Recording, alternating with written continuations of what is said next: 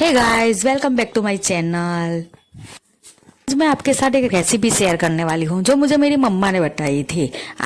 आज मैं आपके साथ भरूची स्टाइल में, यानी कि भरूची शहर के लोग ज़्यादातर जिस स्टाइल में दाल खाते हैं उस स्टाइल की रेसिपी मैं आज से आपके साथ शेयर कर रही हूँ जो मुझे मेरी मम्मा ने सिखाई थी। और हमारे घर में इस तरह की दाल सबको बहुत ज़्यादा पसंद है।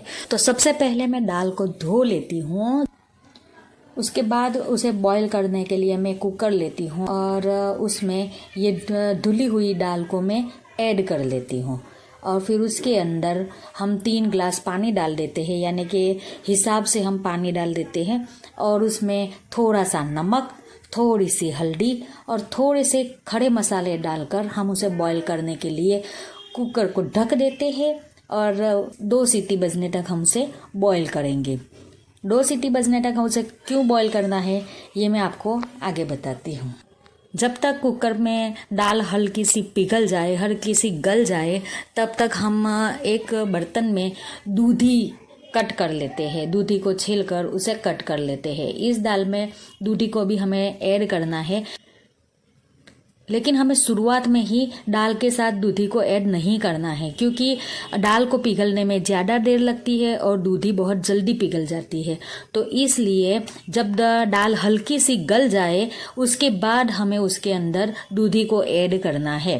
तो मैं पहले दूधी को यहाँ पर छील लेती हूँ अच्छी तरह से और उसे बड़े बड़े टुकड़ों में कट कर लेती हूँ। और जब तक दाल पिघलती है तब तक हम दूधी को साइड पर रख देंगे, क्योंकि दूधी बहुत जल्दी अपना रंग छोड़ देती है, कटी हुई दूधी। इसलिए हम उसे पानी में ही रखेंगे इस वक्त, वरना वो काली पड़ जाएंगी। तो यहाँ पर मैंने भी दूधी को बड़े बड़े टुकड़ों में कट कर लिया है और उसे दूधी को थोड़ी देर हम साइड पे रखते हैं और उसके अंदर पानी ऐड कर देते हैं ताकि वो अपना रंग छोड़ ना दे। 2 सीटी बजने के बाद हम कुकर को ओपन करके देखेंगे और देखो हल्की हल्की सी दाल यहाँ पर गल चुकी है। इसी स्टेज पर हमने दूधी को जो टुकड़े किए हुए थे उसे हमें इसके अंदर ऐड कर देना है। अच्छी तरह से उसे मिक्स करना है और थोड़ा सा उसके अंदर पानी डालना है, क्योंकि दाल बहुत ज़्यादा पिघल गई है। थोड़ा सा पानी डालने के बाद दोबारा से कुकर को हम बंद कर देंगे और अगेन 1 सीटी बजने तक हम उसे उबाल लेंगे। याद रखेंगे, उसे ज़्यादा नहीं पिघालना है, उसे सिर्फ हमें हल्का हल्का सा उसे सॉफ्ट करना है, उसे पूरी तरह से गलाना नहीं है। जब तक दूधी हल्की सी सॉफ्ट होती है कुकर में, तब तक हम दाल में तड़का लगाने के लिए उस रेमेडी को तैयार कर लेते हैं। सबसे पहले मैं छोटी साइज़ के 4 टमाटर लेती हूँ। टमाटर को पहले अच्छी तरह से मैं धो लेती हूँ और उसके बाद उसे छोटे छोटे टुकड़ों में मैं चॉप कर लेती हूँ। टमाटर चॉप करने के बाद एक बड़ी साइज़ का प्याज लेती हूँ और प्याज को भी मैं उसी तरह से कट कर लेती हूँ, चॉप कर लेती हूँ। बड़ी साइज़ में ही उसे कट करना है, बहुत ज़्यादा उसे बारीक नहीं काटना है हमें प्याज को। जैसे मैंने आगे कहा कि मुझे ये रेसिपी मेरी मम्मा ने सिखाई थी। मेरी मम्मा हालांकि इस वक्त इस दुनिया में नहीं है, वो जन्नत नसीन हो चुके हैं, लेकिन फिर भी उनकी बनाई हुई रेसिपी आज भी मुझे बहुत ज़्यादा पसंद है। और थैंक्स टू माय मम्मा, मुझे अपनी मम्मा को थैंक यू बोलना चाहिए कि उन्होंने मुझे इतनी अच्छी तरह से खाना बनाना सिखाया हुआ है। जो भी मैं जितना भी मैं बना लेती हूँ, मैं ये तो नहीं कहती हूँ कि किसी कुकिंग चैनल के जो एक्सपर्ट है उनकी तरह मैं खाना बना लेती हूँ, बिल्कुल भी नहीं। लेकिन जितना भी बना लेती हूँ अल्हम्दुलिल्लाह बहुत अच्छा बना लेती हूँ। तो प्याज को और टमाटर को बारीक कटिंग करने के बाद मैं उसे साइड पर रख देती हूँ। और आइए हम ज़रा देख लेते हैं कि दाल ने अपना क्या हाल बना रखा है। गर्मी इतनी हो रही है कि हम अपना हाल तो चलो भूल ही जाते हैं कि मेरा हाल क्या है किचन में लेकिन हम दाल का हाल देखते हैं। चलो इस वक्त तो दाल पूरी तरह से पिघल चुकी है और ये देखो दूधी, मैं आपको दूधी बता रही हूँ। दूधी को हमें सिर्फ सॉफ्ट करना है, जैसे मैंने कहा, उसे पूरी तरह से गलने नहीं देना है। तो ये देखिए मैं आपको बता रही हूँ कि दाल पिघल चुकी है, दाल पूरी तरह से गल चुकी है, लेकिन दूधी को इस तरह से बड़े टुकड़ों में वो अभी भी कुकर के अंदर दिखाई दे रही है, लेकिन वो सॉफ्ट हो चुकी है। ठीक है, तो बस बिल्कुल इसी तरह से मुझे उसे रखना था। अब हम आगे चलते हैं और अगेन एक बड़ी साइज़ का बर्तन में गैस पर रख देती हूँ। उसमें मैं 3 टेबलस्पून ऑयल डाल देती हूँ, ऑयल ऐड कर देती हूँ और उसके बाद उसके अंदर में वो जो प्याज हमने चॉप करके रखा था, कट करके रखा था, उसे मैं ऐड कर देती हूँ। और उसे हमें तब तक पकाना है जब तक ये अपना कलर छोड़ न दे, यानी कि वो हल्का ब्राउन रंग ना हो जाए, तब तक हमें उसे पकाना है प्याज को। लेकिन जब प्याज बीच में सॉफ्ट हो जाए, उस वक्त हमें उसके अंदर 1 टेबलस्पून जीरा ऐड करना है। याद रखना, हमें पहले जीरा ऐड नहीं करना है, पहले हमें तेल में प्याज को ही ऐड करना है। और प्याज हल्का सा सॉफ्ट हो जाए, यानी कलर अपना चेंज ना करे लेकिन सॉफ्ट हो जाए, उस बीच में हमें उसके अंदर जीरा ऐड कर देना है। और अच्छी तरह से मैं इन दोनों को मिक्स कर लेती हूँ। गैस की फ्लेम को इस वक्त हम मीडियम पर ही रखें।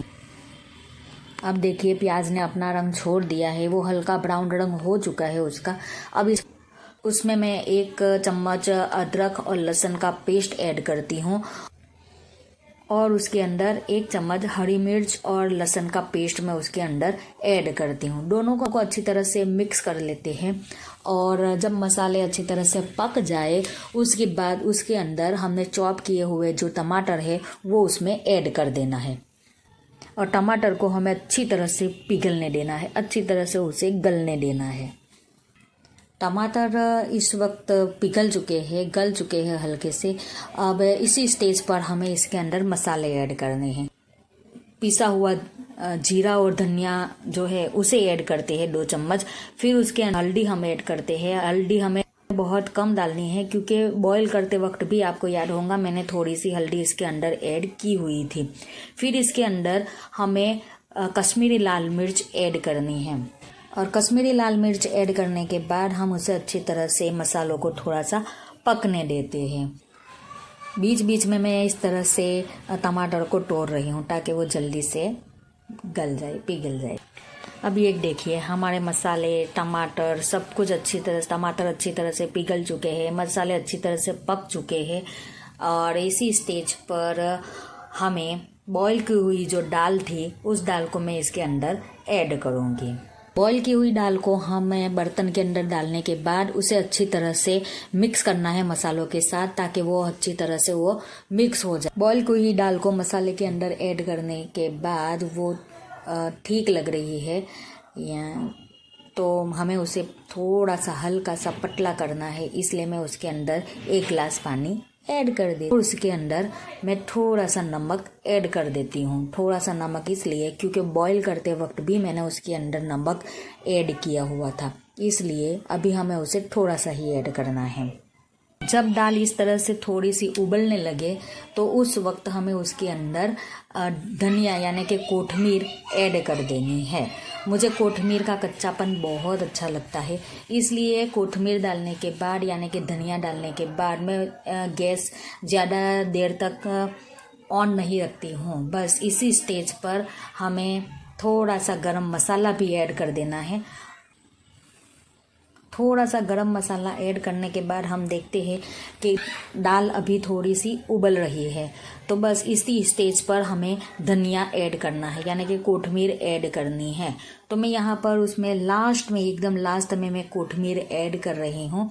और मुझे कोथमीर का कच्चापन यानी धनिया का कच्चापन बहुत ज़्यादा पसंद है, तो जब भी मैं कोथमीर ऐड करती हूँ उसके बाद मैं गैस को ज़्यादा देर तक ऑन नहीं रखती हूँ। तो बस कोथमीर यानी धनिया डालने के बाद मैं उसे अच्छी तरह से एक बार मिक्स कर लेती हूँ उसके अंदर और तुरंत ही मैं गैस को ऑफ कर देती हूँ। तो इस तरह से आज हमारी दाल रेडी हो चुकी है। और ये देखो मेरे बेटा और मेरी भांजी जो है वो उनको ये दाल बहुत ज़्यादा पसंद है